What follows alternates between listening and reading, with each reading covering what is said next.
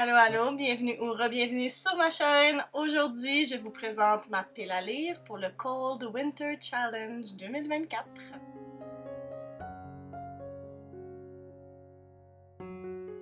Bonjour tout le monde, j'espère que vous allez bien. Ça me fait plaisir de vous retrouver aujourd'hui sur ma chaîne pour la traditionnelle vidéo annonce de ma pile à lire du Cold Winter Challenge.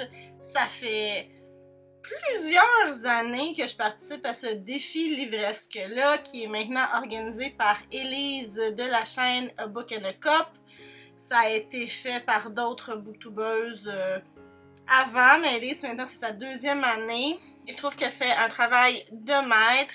Elle a sorti sa vidéo qui annonçait les catégories du défi il y a quelques jours pour moi, peut-être une semaine pour vous, et j'avais très hâte de décider ce que j'allais mettre dans ma palle. Elle nous a dit de garder ça simple cette année pour valider le challenge. On a seulement à lire un livre dans une catégorie, donc je vais garder ça en tête. Je me suis quand même mis un livre par catégorie. On va voir ce que je vais réussir à lire ou pas parce que cette année, le défi dure seulement 2 mois. Donc, il dure du 1er décembre au 1er février. Alors que par le passé, il durait jusqu'à la fin du mois de février, mais pas cette année. Donc, est-ce que je vais arriver à lire tout ce que je souhaite lire? Peut-être pas, mais c'est pas grave, on aime ça faire des piles à lire! Je vous mets évidemment le lien vers la vidéo d'Élise dans la barre de description juste en bas. Allez faire un tour sur sa chaîne. Elle organise aussi plein d'autres trucs aux alentours là, du défi. Il y a un Discord, des trucs quotidiens, donc allez faire un tour pour voir tout ça, c'est super chouette. Et je vais aussi mettre, comme d'habitude, toutes les informations sur les livres que je mentionne dans la barre d'infos juste en bas. Donc si vous les cherchez, les informations sont juste là. Avant de commencer officiellement, je vous rappelle que vous pouvez toujours faire un petit pouce en l'air pour indiquer que vous aimez ma vidéo ou encore vous abonner si le contenu que je vous propose vous plaît. Donc on commence avec le premier menu qui est le menu spécial de l'année. On va dire à chaque année, il y a un menu qui change. Cette année, il s'appelle Voyage en Scandinavie et il compte 6 catégories. La première catégorie, vous allez devoir pardonner mes efforts de prononciation, s'appelle Entre fika et hygge. Donc un concept scandinave. Et puis les mots-clés sont famille, douceur, gourmandise, maison, pause et partage. Moi, j'ai identifié 3 mots là-dedans, famille, maison et partage, et j'ai mis le livre Orphan Train de Christina Baker Klein, donc le train des orphelins, parce que j'ai récemment fait une vidéo où je lisais les premiers chapitres de livres qui traînent sur ma pile depuis vraiment longtemps, et celui-là, après avoir lu le premier chapitre, j'étais sous le charme, j'avais envie de le continuer là, tout de suite maintenant. J'étais déjà attachée au personnage principal. C'était vraiment bon. Donc on va continuer ça le plus rapidement possible. Dans ce livre-là, on va suivre 2 personnages, donc une femme âgée là, de 90 ans et plus, qui s'appelle Viviane, et une adolescente de 17 ans qui s'appelle Molly. Donc Viviane, quand elle était jeune, elle était orpheline, puis dans ce temps-là, on mettait les enfants sur des trains pour qu'ils aillent trouver des familles au bout du voyage, mettons.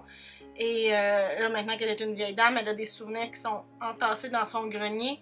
Et Molly, c'est ça, c'est une adolescente, elle doit faire des heures de service communautaire, puis elle va aller faire du ménage dans le grenier de Viviane, et des liens vont se créer entre ces deux personnages-là, ces 2 femmes-là. Donc, c'était vraiment bon le début. Alors, j'espère que la suite va l'être tout autant. J'ai très hâte de le lire. La deuxième catégorie de ce premier menu est Yule. Donc, on a les mots-clés solstice, célébration, temps ancien, être magique ou pratiquant la magie et feu. Et j'ai choisi le livre Morgan is My Name de Sophie Keach.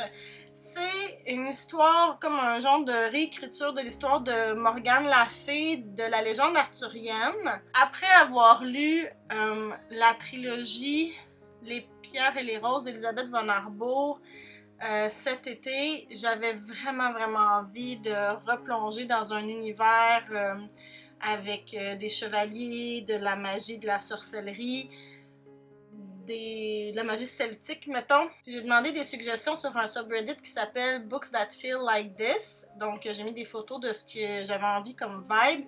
Puis, c'était une des suggestions que j'ai reçues. Donc, on est vraiment dans la légende arthurienne. On suit le personnage de Morgane. Mais ça aurait des sous-tons féministes. Alors, Morgane, elle doit combattre Merlin et d'autres hommes pour obtenir sa liberté, défendre sa réputation. Je pense que ça peut être vraiment intéressant, donc je vous en redonne des nouvelles, j'ai bien hâte de le lire. Ensuite, la troisième catégorie, Julupuki, on avait les mots-clés secret, peur, animaux, métamorphose, sacrifice, cadeau. Moi, j'ai choisi secret, animaux et métamorphose pour lire le dernier petit bout là, de la saga des anciens que j'ai pas lu encore de Robin Hood, c'est-à-dire la nouvelle The Willful Princess and the Piebald Prince. Donc, c'est une courte histoire où on raconte la légende du prince, en fait un ancêtre long-voyant qui était prétendant au trône et qui avait le vif. Puis c'est un peu cette légende-là qui a fait en sorte que le vif était mal perçu par le reste de la société, par le reste du royaume. Alors, j'ai vraiment hâte de découvrir cette légende et de compléter là, mon incursion dans ce monde que j'aime tant. Quatrième catégorie, allons au spa. Les mots-clés sont humour, histoire courte, tradition, amitié, équilibre. J'ai choisi histoire courte et tradition comme mot qui me parlait plus pour insérer une autre nouvelle, donc une histoire courte qui s'appelle Snowdrops at the Star and Sixpence par Holly Hepburn. Dans cette histoire-là, on va suivre deux sœurs qui vont hériter d'un pub dans la charmante campagne anglaise, dans les Cotswolds où je suis allée il y a quelques années, mais elles vont se rendre compte que le pub en fait est criblé de dettes. Elles doivent le remettre sur pied, mais ça se passe pas comme elles le souhaitent, donc on est là-dedans. Je pense que ça peut être assez intéressant, un peu rigolo même aussi, donc très cosy, je pense. On va voir, mais c'est très très court, donc ça devrait bien se lire. Cinquième catégorie, jusqu'au cercle polaire, donc on avait les mots-clés finir une série, nuit, isolement, aventure, exploration et pays scandinaves, et là, première instance de capillotractage, je tire les cheveux à tout vent. J'ai choisi le livre All the Colors of the Dark de Chris Whittaker parce qu'il y a le mot dark. Parce que je trouvais rien, mais dark, nuit, la nuit fait sombre. Ça fonctionne? Ça fonctionne, hein? Oui, oui. J'avais vraiment envie de mettre ce livre-là sur ma pile à lire. Je savais pas où le mettre en même temps. J'ai aucune série en cours où il me reste un seul livre à lire, donc ça marchait pas. Bref, c'est le choix que j'ai fait. Donc, All the Colors of the Dark, on est dans un genre de thriller sombre. On est aux États-Unis en 1975, il y a des jeunes filles qui disparaissent, puis à un moment donné, ça va être une jeune fille de bonne famille qui va disparaître, et là, il va y avoir un héros improbable, donc un jeune homme qui n'a qu'un seul œil, qui va la sauver. Dans le résumé, on parle de mystère, de tueurs en série, puis c'est super bien coté, tout le monde a l'air d'aimer ça, donc j'ai envie de le découvrir. Dernière catégorie de ce premier menu, aurore boréale. Les mots-clés sont lumière, surnaturel, mystère, esprit, graphique et science-fiction. Et j'y vais avec Gardens of the Moon de Steven Erikson, qui est le premier tome d'une série qui s'appelle Book of Malazan, quelque chose comme ça. Et celui-là aussi, je l'ai lu. J'ai lu le prologue et le premier chapitre dans ma vidéo où je testais les premiers chapitres de livres. Et j'ai vraiment aimé ce que j'ai lu, puis j'ai envie de le continuer dès maintenant. Je suis pas rendue loin, hein. Comme je vous dis, j'ai juste lu un chapitre, mais on est dans l'Empire Malazan, on est sous le règne d'une impératrice, mais il y a des forces et de la magie ancienne qui refont surface un peu, qui semblent peut-être vouloir reprendre ou prendre le contrôle. C'est pas clair encore pour moi tout ce qu'il y a là-dedans, mais ça me semble être de la belle fantasy comme je l'aime, avec de la magie, des mystères, de l'aventure, des intrigues politiques, des personnages intéressants, complexes. J'ai vraiment envie de le découvrir, donc on y va pour ça. Maintenant, deuxième menu, un menu qui revient d'année en année, Féerie des fêtes. avec les mêmes catégories que l'an dernier aussi. Donc la première, c'est Deck the Halls. On veut une couverture rouge ou verte. Alors moi, je suis allée là avec une couverture qui a du rouge et du vert, de Christmas Bookshop de Jenny Colgan. C'est un livre de Noël, alors on est dans le thème pas mal. Donc on va être en Écosse, on va suivre Carmen qui perd son emploi dans un magasin de grande surface et puis là, elle va habiter chez sa sœur un peu à contre-cœur et va être embauchée dans une vieille librairie pour aider le monsieur qui s'occupe de cette librairie-là. C'est une librairie un peu délabrée, un peu reculée, puis j'imagine qu'elle va essayer de raviver tout ça. J'ai prévu de faire au mois de décembre un vlog lecture avec des lectures de Noël, donc celle-là devrait en faire partie. Alors je devrais pouvoir vous en reparler dans pas trop longtemps. Deuxième catégorie du deuxième menu, Lumière enchantée. On avait besoin d'une couverture qui brille, des dorures, des paillettes. J'ai pas ça, moi, j'ai pas beaucoup de livres physiques là, non lus, mais j'ai choisi un livre que quand on regarde la couverture, on fait « Ah oui, quand même, il y a de la lumière, ça a l'air de briller ». Il s'agit de The Book That Wouldn't Burn de Mark Lawrence. J'imagine que le titre en français, ça doit être le livre qui refusait de brûler, quelque chose comme ça. C'est le premier tome d'une trilogie et je viens de finir une autre trilogie de Mark Lawrence tout récemment en lisant Holy Sister, donc je peux en rajouter une nouvelle de cet auteur-là, à cette heure que le reste est lu. On va suivre deux personnages, on a Evar et Livira. Leurs chemins vont se croiser alors que normalement ça n'aurait pas dû arriver. Evar, c'est un garçon, il vit dans une immense librairie, il y a d'autres personnes qui vivent là avec lui, ils ont des pouvoirs spéciaux. Livira, elle vit aux confins de la civilisation, dans un endroit un peu désertique où il n'y a pas grand monde, mais elle va se retrouver à la bibliothèque et puis c'est ça, elle va croiser le chemin de Evar, puis les aventures vont s'en suivre sûrement. À suivre, c'est très intriguant. J'ai très hâte de retrouver la plume de cet auteur parce que je l'aime beaucoup, Mark Lawrence. La troisième catégorie, S'embrasser sous le gui. On doit lire une romance et ça peut être une romance de Noël. Dans mon cas, ça ne sera pas une romance de Noël et vous allez voir que le terme romance est pris dans le sens très large ici. J'ai choisi l'encyclopédie féerique d'Emily Wilde de Heather Fawcett, donc Emily Wilde's Encyclopedia of Fairies. Dans ce livre-là, on va suivre Emily Wilde qui est professeure à Cambridge, elle est spécialiste des fées, elle travaille à une encyclopédie et elle va se rendre dans un village nordique, donc là on va aller rejoindre le pays scandinave, fait que ça c'est pas si pire, tu sais. Elle veut aller étudier les fées les plus rares. Elle va rencontrer Wendell Bumblebee qui devient son rival et qui a lui-même ses propres mystères et qui est comme attirant, je pense. C'est un peu un, je sais pas, enemies to lover, mais en même temps, c'est pas que de la romance, donc je pense que ça pourrait me plaire. C'est pas, comme je vous disais, pur comme définition, mais d'après moi, il y en a assez pour que ça puisse entrer dans la catégorie. Et comme ça se passe dans un pays nordique, je me suis dit que j'arrivais quand même à rejoindre la thématique globale là, du voyage en Scandinavie. La dernière catégorie de ce deuxième menu est Au coin du feu. Donc on veut un livre qui réchauffe le cœur et le corps. Et là, j'ai remis le même livre que j'avais mis dans cette catégorie-là l'année passée parce que je l'ai pas lu. Il s'agit de The Book Club Hotel de Sarah Morgan. On va suivre dans ce livre-là trois grandes amies qui aiment les livres, Erika, Claudia, Anna. Elles vont passer des vacances dans une charmante auberge et vont créer des liens avec la dame qui gère l'endroit qui s'appelle Hattie. J'en sais pas plus, mais je pense que c'est le genre de truc vraiment cosy, donc j'espère que ça va me plaire. Puis celui-là, là, cette année, il faut que je le lise. Je n'ai pas le choix. Interdit que ça passe 2 ans sur ma pile du Cold Winter Challenge sans être lu.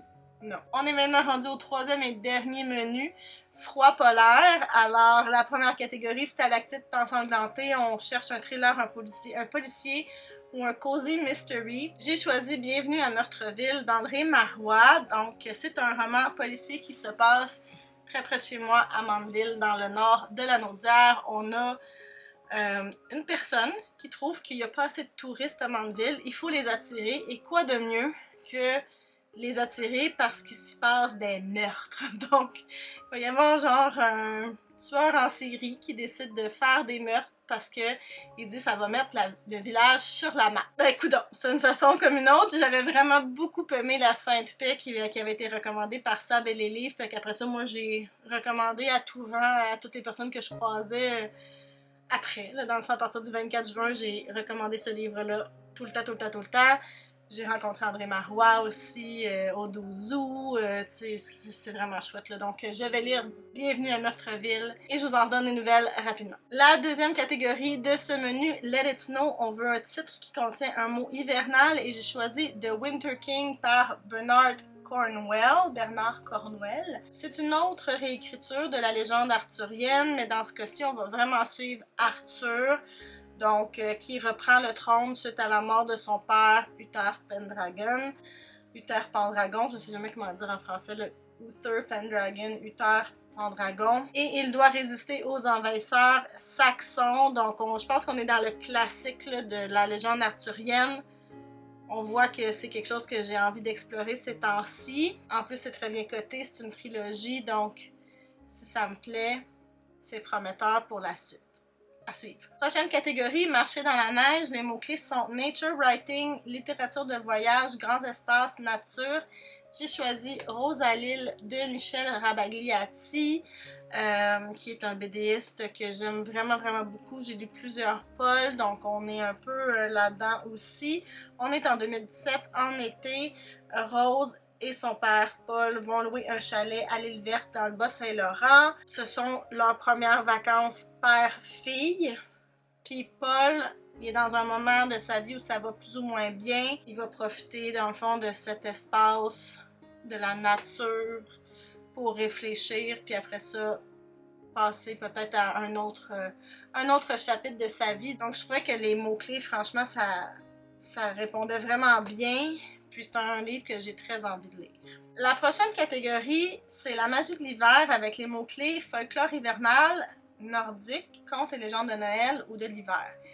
Et là, moi là, cette catégorie-là, ça me disait mais rien du tout. Je sais pas si le folklore nordique, là, Arthur, ça rentrerait là-dedans, mais je pense pas tant. Les contes de Noël, c'est pas tant mon genre non plus. Donc, heureusement, Élise a prévu le coup et elle offre un coupon Gift Swap. Donc, on peut échanger une catégorie pour une autre. Alors, j'ai choisi d'utiliser le coupon. Et j'ai rajouté un thriller sur ma pile à lire. Un thriller de science-fiction que j'ai très envie de lire depuis un bon moment déjà. The Marriage Act de John Marrs. Donc, c'est la première qui nous en avait parlé, en tout cas qui m'en avait parlé à moi, que j'ai vu ça sur sa chaîne, c'était Hello Kimi. Et elle avait vraiment beaucoup aimé ça, ça m'a intriguée depuis, ça doit faire au-dessus d'un an certain, au moins. On est en Grande-Bretagne, dans un futur proche, on est dans une société de droite qui oblige les gens à se marier parce que c'est comme ça que la société doit fonctionner et qu'elle fonctionne bien selon eux et qui surveille aussi ses citoyens. Donc on est très dans le genre de Big Brother. Comme je l'ai dit, c'est un thriller de science-fiction. Je pense que ça va aussi résonner peut-être avec ce qui se passe actuellement dans le monde. Donc, ouais, j'ai vraiment envie de le lire. Alors, merci à Élise de nous permettre de faire cet échange. Voilà, ce sont donc les 14 livres que j'ai prévu lire dans les 2 prochains mois pour le défi du Cold Winter Challenge. Comme je vous disais, je sais pas si je vais y arriver, mais j'espère que oui. Venez me dire dans les commentaires si vous participez au challenge et ce que vous avez mis dans les différentes catégories. Ou venez me dire s'il y a des livres que j'ai mentionnés que vous avez lus, ce que vous en avez pensé, ou s'il y en a qui vous font envie. Si vous savez pas quoi mettre dans les commentaires, mais que vous vous êtes rendu jusqu'au bout, mettez-moi un petit flocon de neige de plus qu'on est en hiver. Puis en plus, aujourd'hui, il a neigé pour la première fois. C'était parfait pour l'ambiance. N'oubliez pas que toutes les informations sur les livres mentionnés, les chaînes mentionnées se retrouvent dans la barre d'infos juste en bas. Faites-moi un petit pouce en l'air, abonnez-vous à ma chaîne si le cœur vous en dit. Je vous remercie énormément d'avoir été là et je vous dis à bientôt. Bye!